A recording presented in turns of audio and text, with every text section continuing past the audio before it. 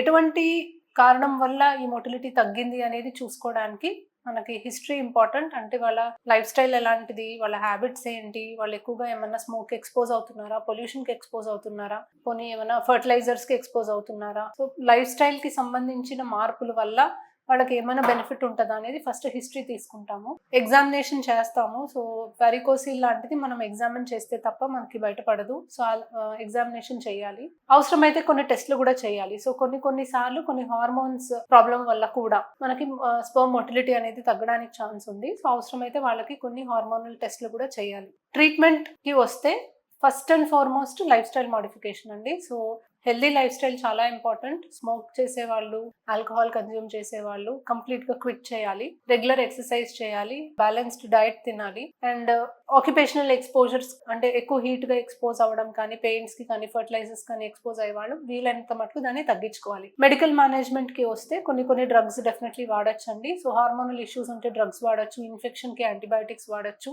Anti oxidants అనేవి కూడా బాగా హెల్ప్ చేస్తాయి. సో L-కార్నిటిన్ కానీ మనకి కొన్ని యాంటీ ఆక్సిడెంట్స్ మొటిలిటీని బాగా ఇంప్రూవ్ చేస్తాయి. వారికోసిల్ అనేది ఒకవేళ సర్జరీ చేయించుకునే స్టేజ్లో ఉంటే సర్జరీ చేయొచ్చు. అండ్ ఇవన్నీ కాకుండా మనకి వేరియస్ ట్రీట్మెంట్ ఆప్షన్స్ కూడా ఉంటాయి. సో IUI, IVF లాంటి ట్రీట్మెంట్స్ ఉన్నాయి. మొటిలిటీ ఎంత తక్కువ ఉంది అనే దాన్ని బట్టి దేనికి వెళ్ళాలి అనేది మీ డాక్టర్ మీకు సజెస్ట్ చేస్తారు. Thank you.